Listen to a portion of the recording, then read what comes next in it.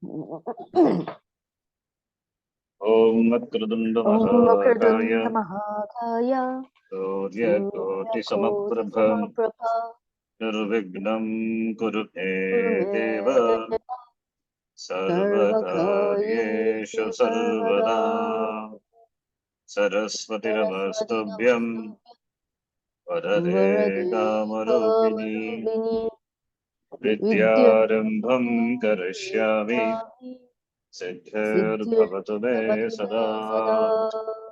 Guru Guru Brahma Guru Vishnu Vishnu Gurudevo Gurudeva Maheshwaraha Maheshwara Guru Guru Sakshat Sakshat Param Param Brahma Tasmai Tasmai Shri Shri Gurave Gurave Namaha Namaha Om Om Sahana Bhavatu Sahanavadu Sahano Sahano Bhunaktu Bhunaktu Sahaviryam Sahaviryam Karavavahai Karavavahai Tejasvinavadhi Tejasvinavadhitamastu Tuma Vidvishavahai Avidvishavahai Om Om Shanti Shanti Shanti Apara Karuna Sindhum Jnanadam Shantarupinam Sri Chandrasekhara Gurum Pranamami Mudanbhagam Yadkripalesha Matrena Puman Purnah Prajayate Tam Bande Brahma Vedharyam Satgurum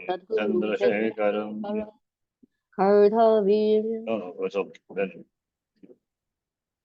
Ata Shashtodhyayah अथ षष्ठोऽध्यायः Shri Bhagavanuvacha श्रीभगवानुवाच Janjanevam Sadatmanam Yogi Niyatamanasah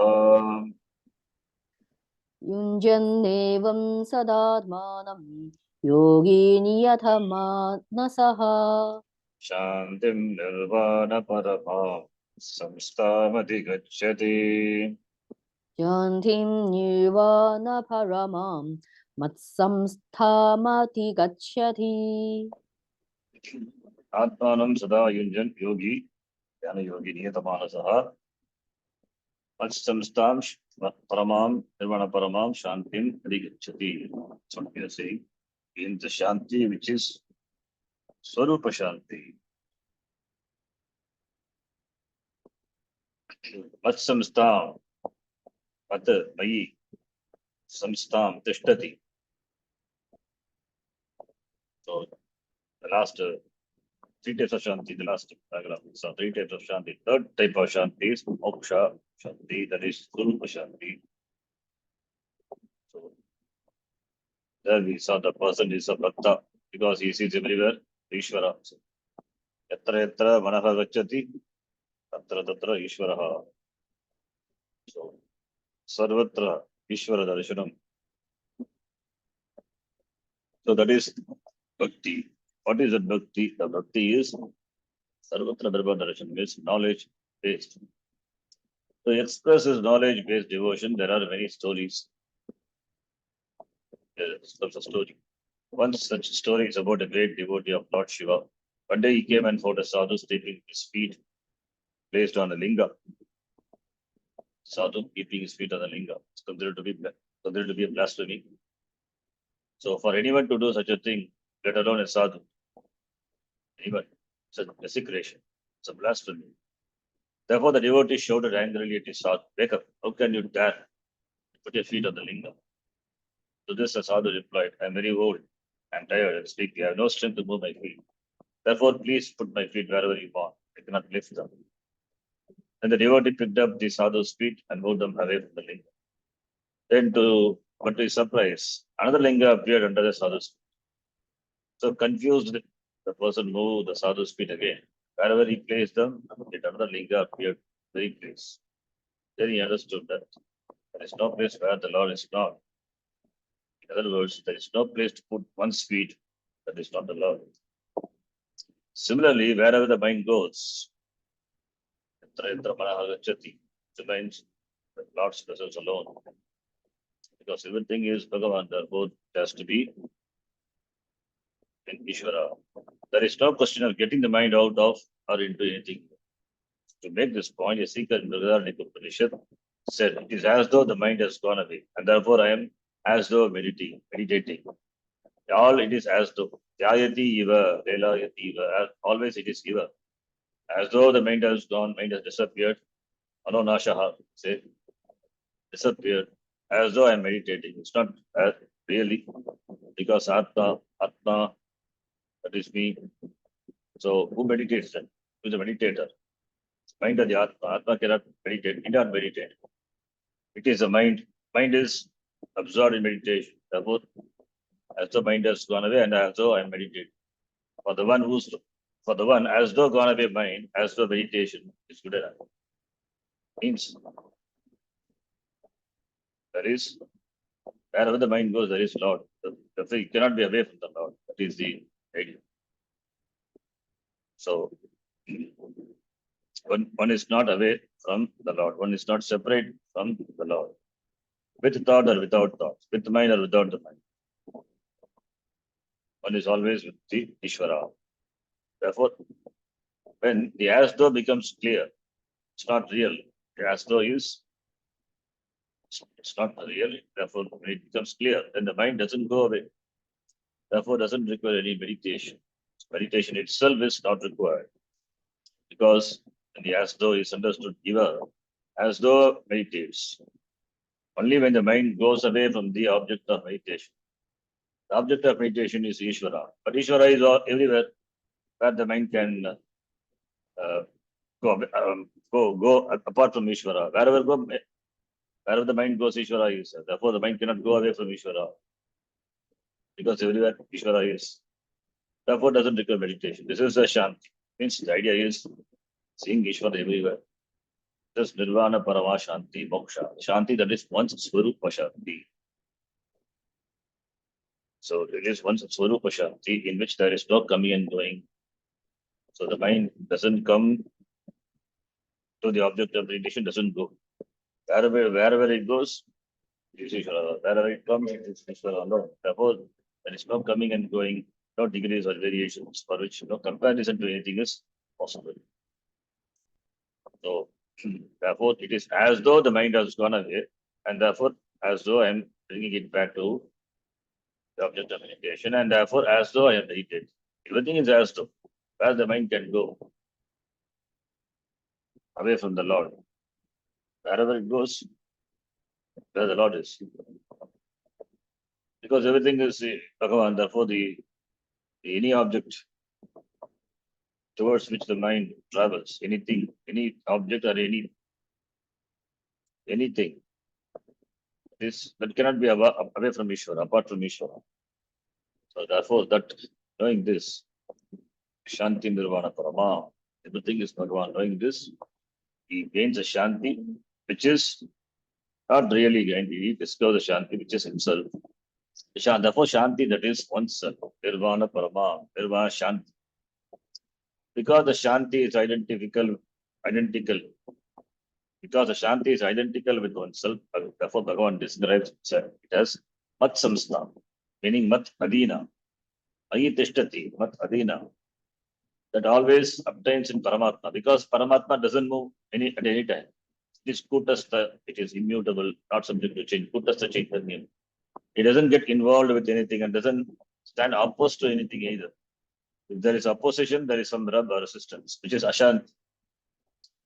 In samsara, there cannot be Shanti, there can only be Ashanti.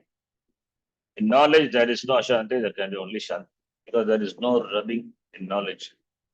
It's what you rub, that is Ishvara. So Ishvara rubbing Ishvara, therefore it's not really a rubbing. It is only Shanti. Whereas samsara, the sense of duality is the Veda, therefore you rub against that another thing, because there is sense of another thing, duality. Therefore you rub, therefore Ashanti. Therefore Shanti is identical with Paramatma, in that it is not opposed to thought. Thought cannot disturb the mind of the person who is absorbed in Atma. Thought comes, is Atma. Thought doesn't come, is Atma. So therefore, the Shanti it's not opposed to thought. And it is not opposed to the world also. So and it is not opposed to knowledge. It is not opposed to ignorance. It is not opposed to anything. Then what is that Shanti? It is myself. It is that which lends self to everything. That the meditator, the Dhyata gets, gains this Shanti, this freedom or moksha, mat adinam. That is Ishvara adinam, the Shanti. Ishvara adinam means it is with Ishvara. It means it is Ishvara. Not with Ishvara, it is Ishvara. Mat adinam Shantim adhigacchati. Ishvara adinam Shantim adhigacchati. Atma adinam Shantim adhigacchati. Surupa it is. Nirvana Parama Shanti doesn't depend upon the condition of the mind. Whereas the Shanti depends upon one's mental state. It's always subject to becoming, always subject to becoming disturbed. So here we are not talking about Manasa, Manashanti, the literal sense, Manashanti. Here we are talking about Paramashanti, Nirvana Paramashanti. That is independent of the condition of the mind. The Shanti depends on the condition of the mind, then it is Manashanti. That is in the samsara, we go after the Shanti, Manashanti, where the peace would be. We go and search for peace all over, and finally end up with something through which you get a relative Shanti. Maybe I may not. But this Shanti, what we are talking about is Parama Shanti. It is the Shanti, Parama, because it doesn't depend upon mind, and it is Nirvana. Atma is called a Shanta. It's a description, a Lakshana, revealing the nature of Atma. Satyam Jnanam Anantam Brahma. Anantam, no limitation. Purnam, Shanti.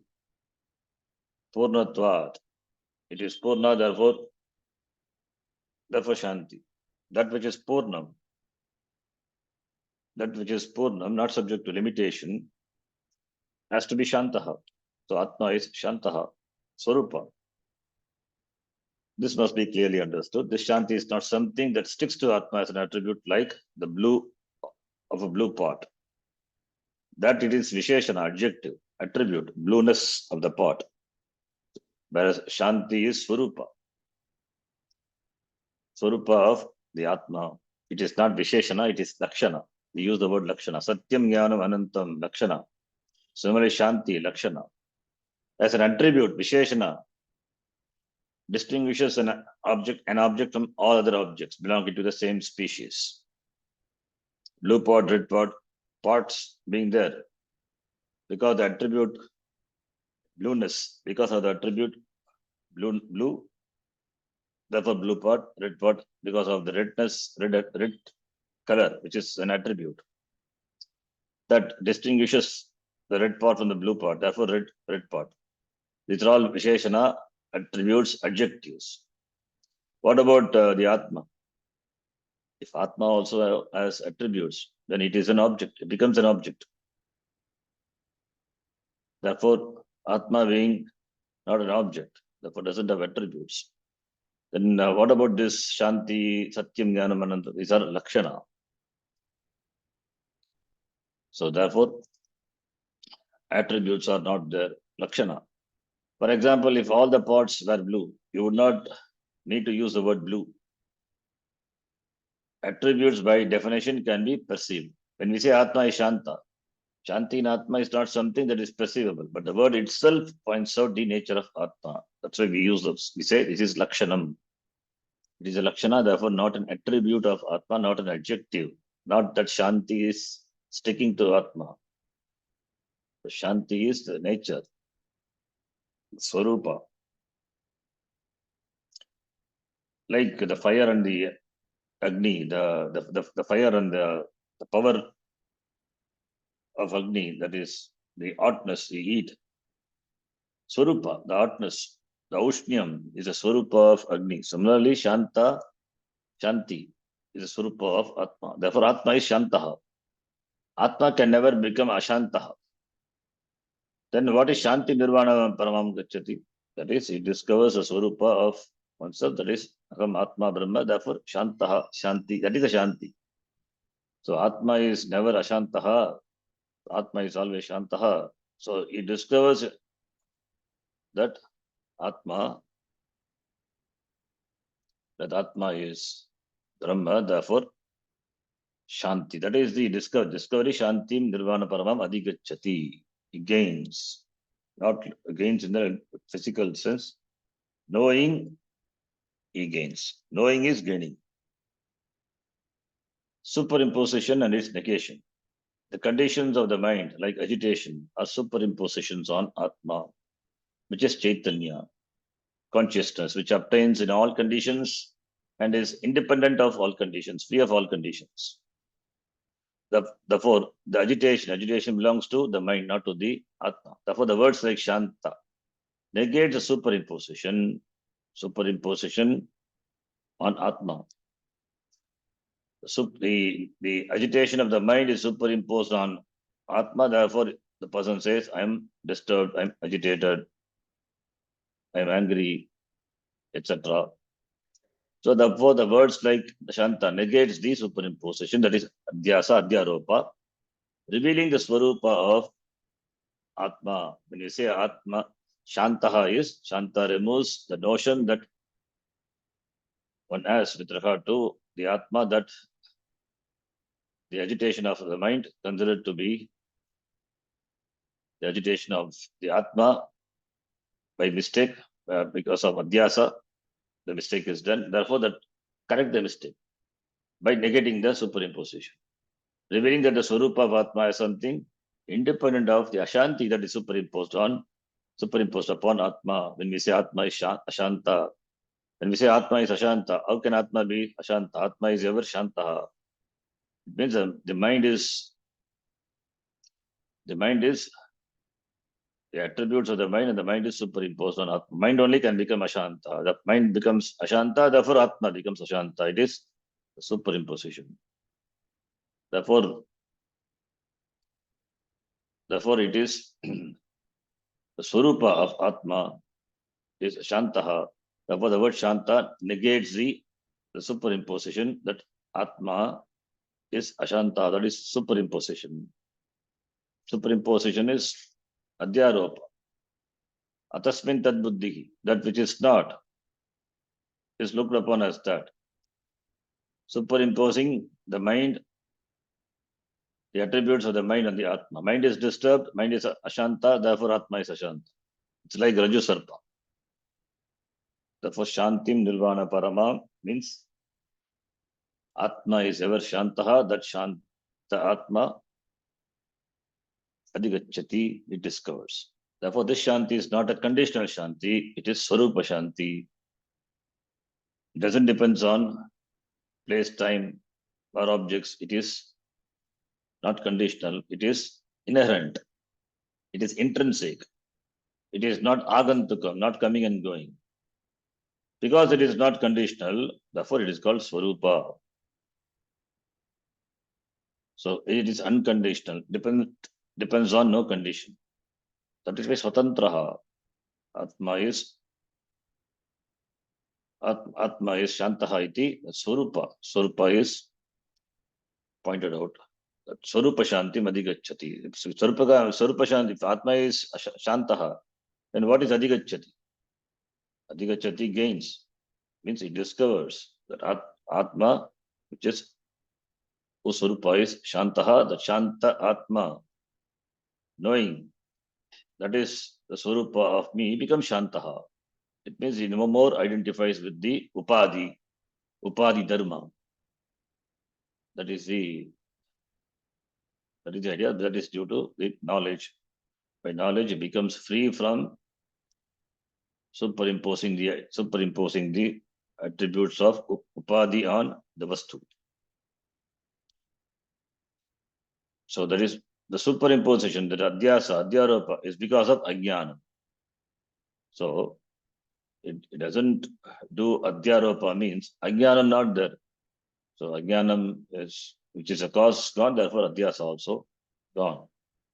The Ajnanam with regard to the Raju, the Sarpa, the Raju Sarpa is gone. Then you see you see the rope as rope. The rope doesn't cause any fear.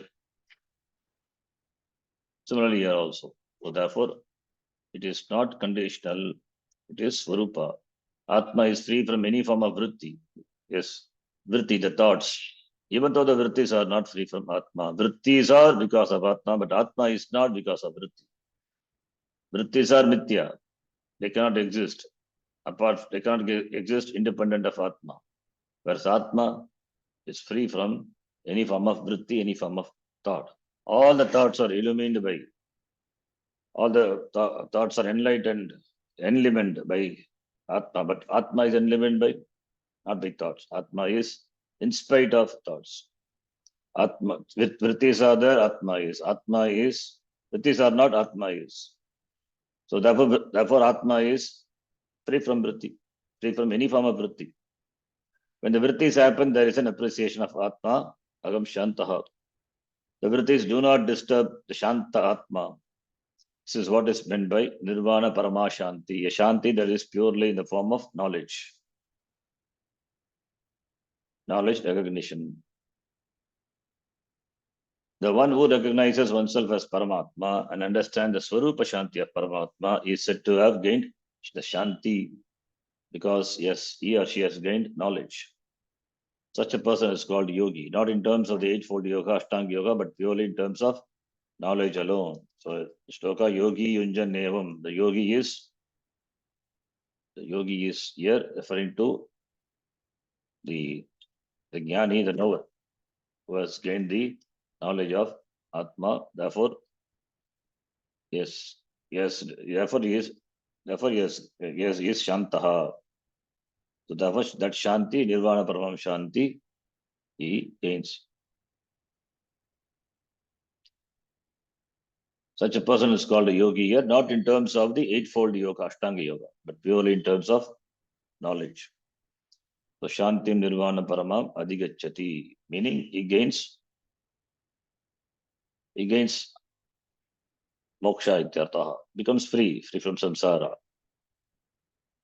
Nirvana Paramam Shanti. Parama Shanti says that it is not subject to limitation. It is Atma Shanti. It is Parama, the word Parama Shanti. It is Parama Shanti. It means it is not subject to limitation. The Shanti, it is limitless. Then it is Swarupa. Ityartha.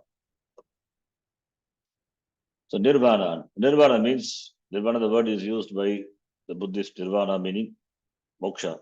Nirvana. Therefore, it is Swarupa, Nirvana, Paramam Shanti. The Shanti, which is Nirvana, Paramam Shanti, against. We say he attains Nirvana. Nirvana means that individuality is lost.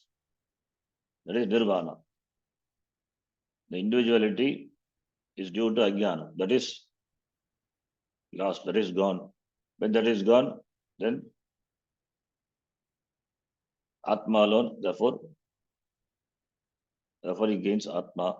Gaining is knowing. Therefore, Shanti he gains. Gaining that it means he becomes free, becomes Mukta, Shanti Nirvana. Why he says Shanti? Because we work for Shanti. Because we are Ashantaha, the samsara, therefore people work for Shanti. And the Shanti, which is unconditioned Shanti, that is only in Atma, that is with you alone. It is you alone. So that is only by knowledge, only by discovery of one Swarupa, one can gain as though gain. In fact, it is not a real gain, it is as though gain, because it is oneself. When it is something outside of you, you can gain. Apraptasya praptihi. But if it is you, then praptasya praptihi, therefore only knowledge. Gaining the already gained, achieving the already achieved. If it is so, then it has to be knowledge. Therefore, Shanti, which is purely in the form of knowledge, knowing, recognition. And here the yogi is a jnani is talked about. So in Nididhyasanam, he discovers the Shanti. There are no physical action, and also the vritti of the mind is controlled to a greater extent, and there is only the vritti with regard to the thoughts with regard to with regard to Atma, the words Shabda through the Shastra the words of the Shastram, that becomes a Dhyaya Vastu and discovers the meaning of the words, which is to be oneself. And he gains Nishtha in that, not Shavanam, he gains knowledge, he gains Nishtha in that. Therefore, the yogi, the Jnana yogi, by Dhyasanam, he gets Nishtha in this knowledge. That is what is moksha is. So, Nirvana Paramam Shantim Adhigacchati. Doesn't produce any new knowledge. Gains Nishtha in that Jnanam. Then in the next shloka, here, the Bhagiranga sadhana, that is for meditation, as we saw before, Bhagiranga sadhana, karma yoga, etc. required. And here also some certain Bhagiranga sadhanas are highlighted. The conditions which are conducive for meditation, contemplation, that is said here. So in the next shloka, Bhagavan points out certain conditions that makes a life of contemplation possible. What is that? Let us chant. Natyashnatastu yogosti nachaikantamanashnatah. Natyashnatastu yogosti nachaikantamanashranataha Nachati swapnashilasya jagrato naiva charjuna. nachati swapnashilasya jagrato naiva charjuna. This is an important shloka quoted to follow the moderation in terms of everything, particularly here eating and sleeping talked about. One has to be moderate, then only one can comfortably contemplate or meditate on the object of meditation. So natyashnatastu yogos nachekanta manashnata. Yoga is not there for the person. Na asti anashnataha, for the one who doesn't eat, who refrains from eating, who fasts throughout. For him, yoga is not there. Yoga means here the contemplation, meditation, not there. Similarly,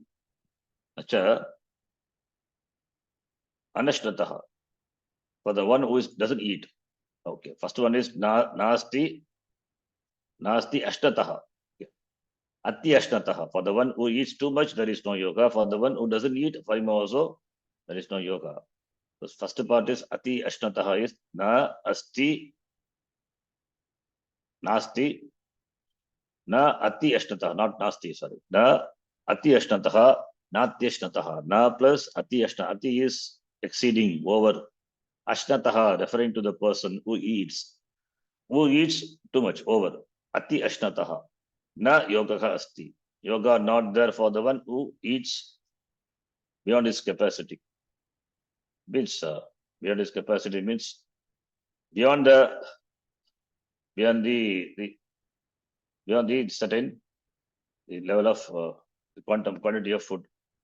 That is doesn't help him in meditation.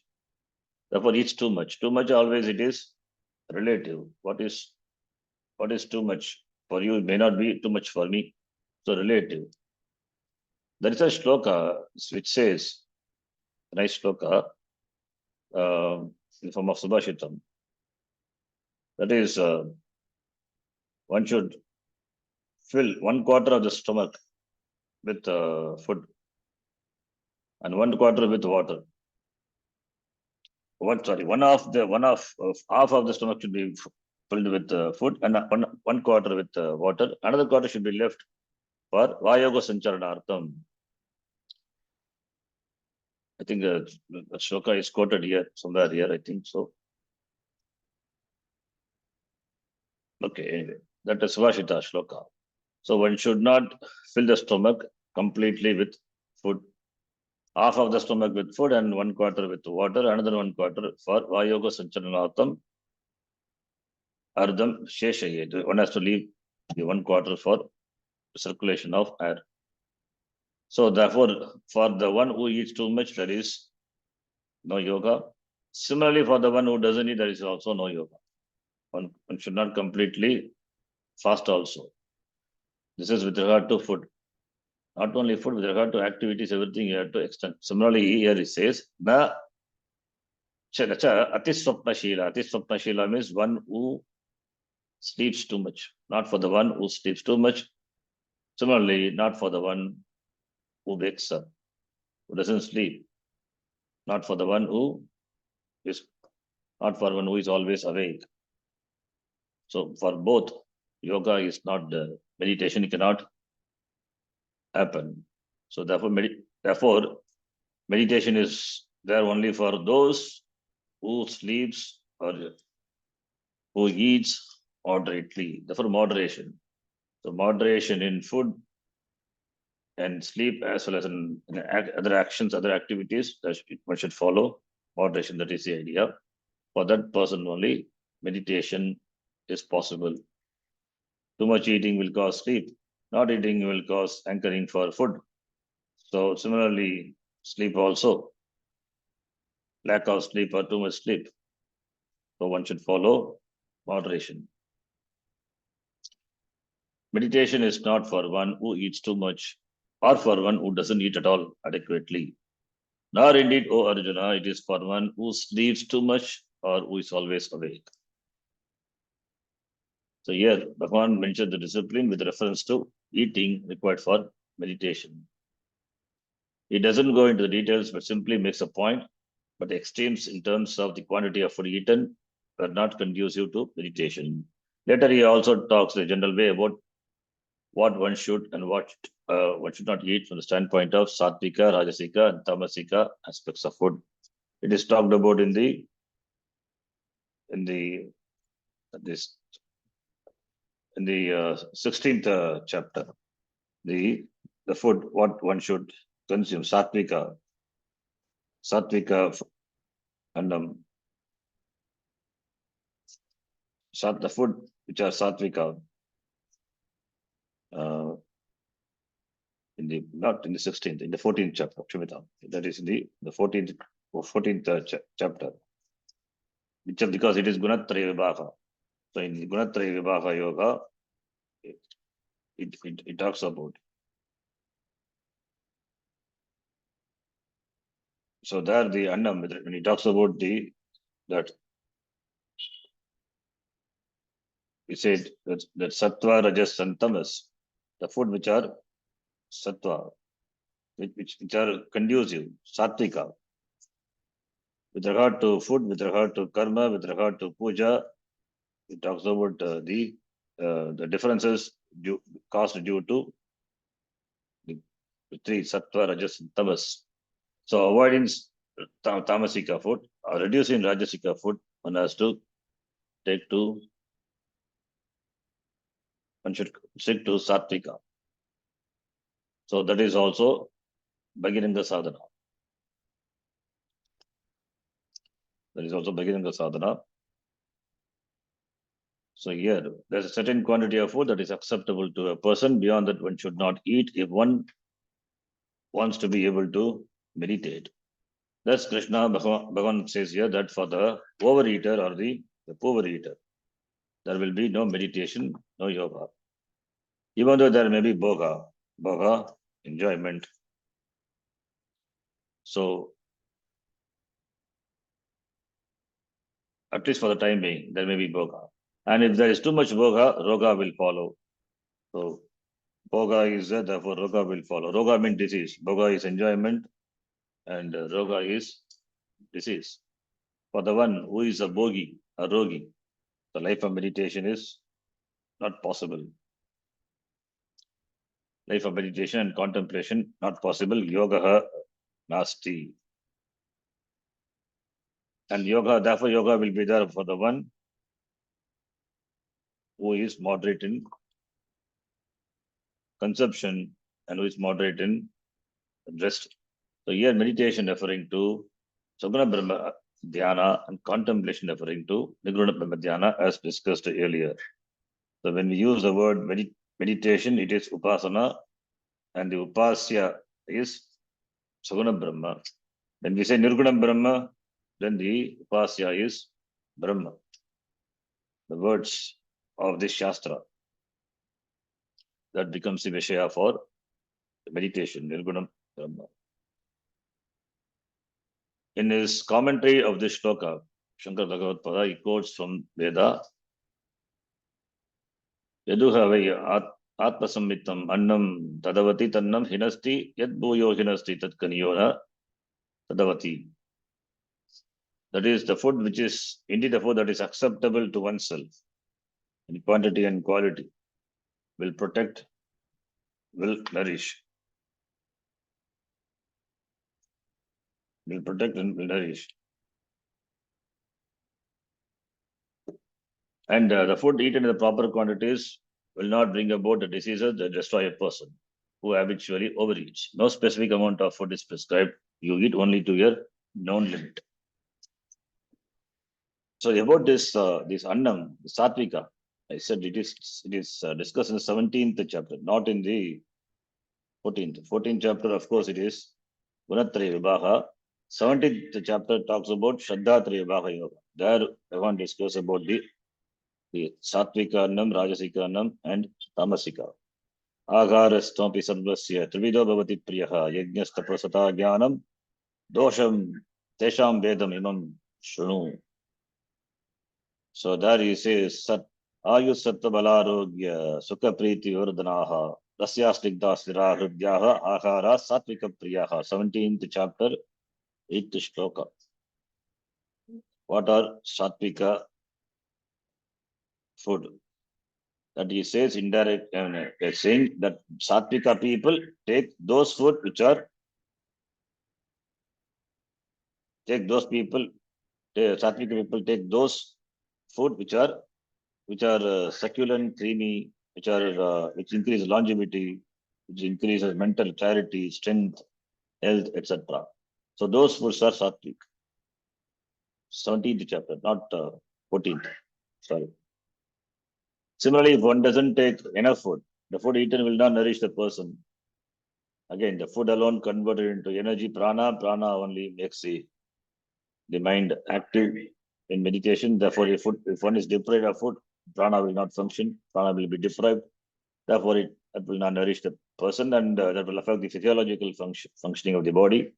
It will not destroy the person because the person already the enough annam in the form of fat, etc., will be there. So that the body may go for some time, but it will not provide the necessary nourishment for the person.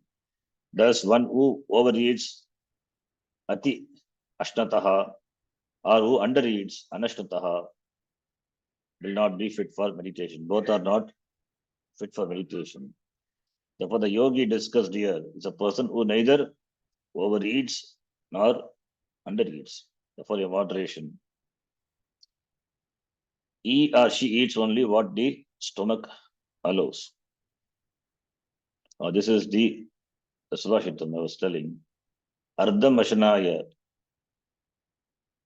Shankaracharya quotes a Vakya concerning the quantity of the food to be taken. Ardham Ashanasya Savyanjanasya Tritiyam Udakasya Cha Vayogo Sanchanatam to Chaturtam Avasheshagate.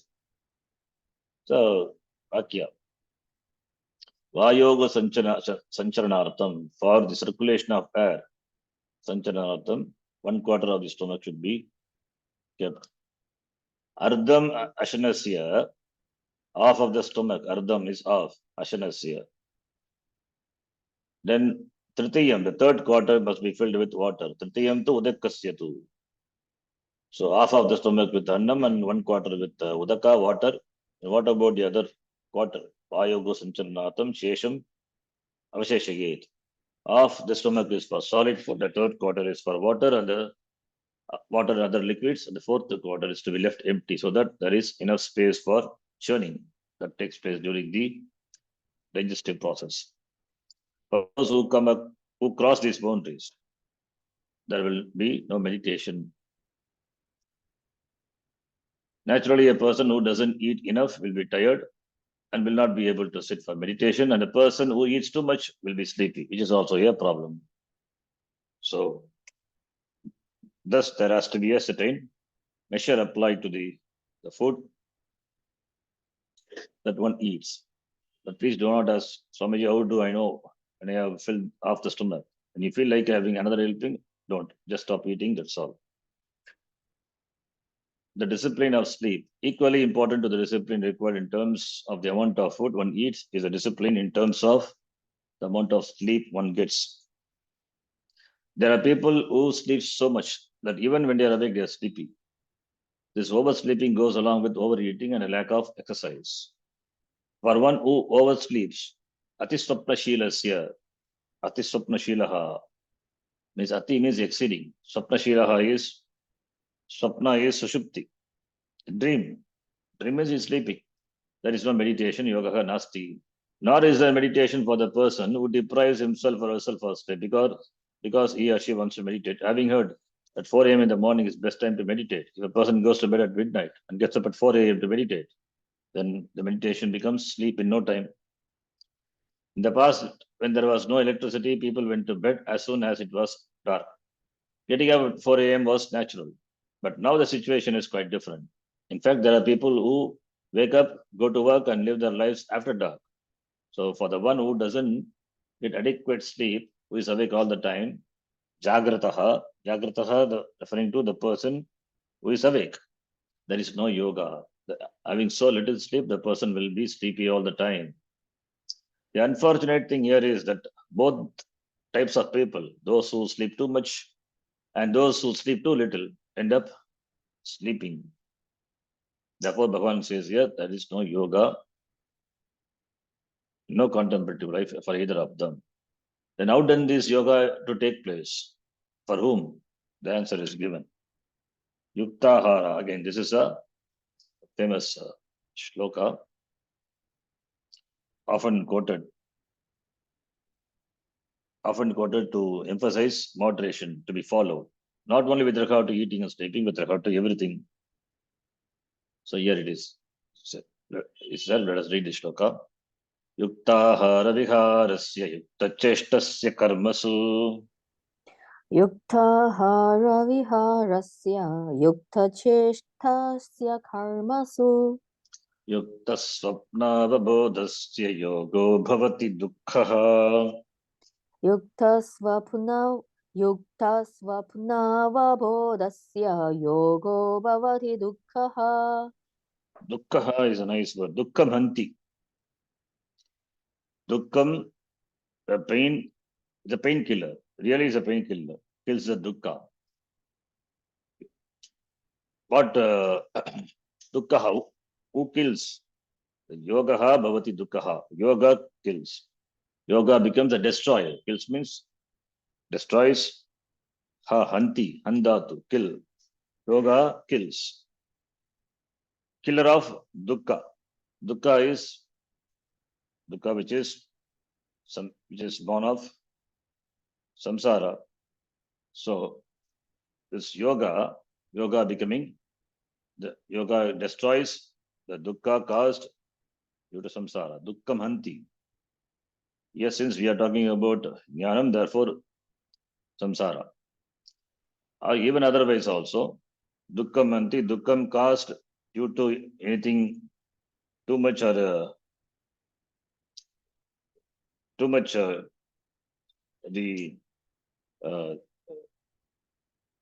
eating or too much of sleeping or anything which is done too much, excessively done, or anything which is not done at all, complete lack, both causes dukkham.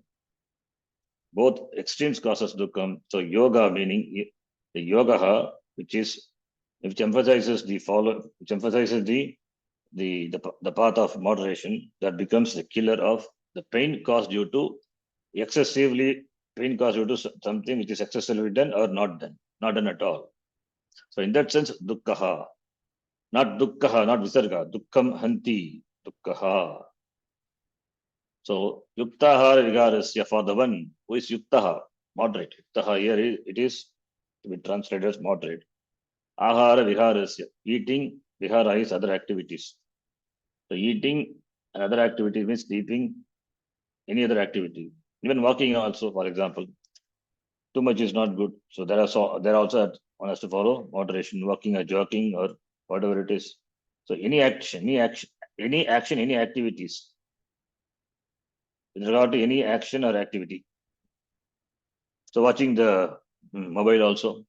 So with regard to that, yuktahara, ahara, because ahara talked about in the previous shloka, therefore here ahara. Then vihara is action, any action. Yukta cheshtasya karmasu, yuktahara viharasya.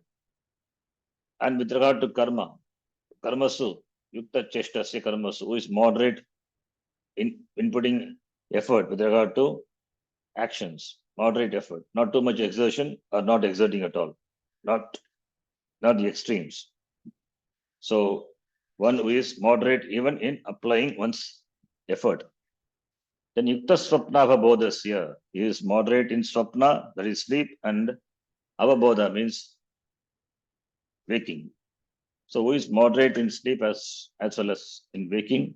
For him only, the yoga becomes a means for the destroyer of dukkha, the pain. So dukkha, destroyer of sorrow. Sorrow caused, since the topic is contemplation, therefore sorrow caused due to samsara. For that, the yoga, this dhyanam, the nididhyasanam becomes the means. Destroyer of sorrow caused. Sorrow caused due to either the things which is overdone or not done, that is destroyed by yoga. That meaning also can be taken. Or sorrow, which is a sign, which is a symptom of samsara. So for that, yoga is the means of destruction. Following the moderation, following the moderate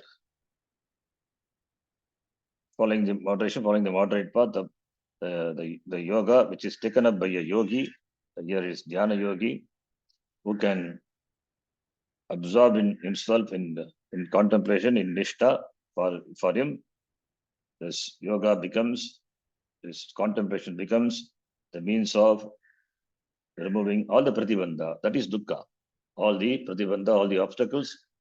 And the main pratibandha is viparya bhavana, because the person has done shravanam and mananam. By that, all the doubts, samshayas are removed. Therefore, viparya, which is handled in nididhyasanam. So that is the cause for sorrow. So that also, by leading the life of moderation, it is destroyed. So dukkhamanti. For the one who is moderate in eating and other activities, who is moderate in effort with reference to one's duties, karmasu, yuktahara viharasya, then yuktaha, and to one's sleeping and waking hours. So yukta swapnava bodhasya, the meditation becomes the destroyer of sorrow. Again, this shloka names a person and describes the qualification required for meditation in the same compound. Yuktaha means proper, in terms of having a sense of proportion in of one's activities. Therefore, translated as proper moderation.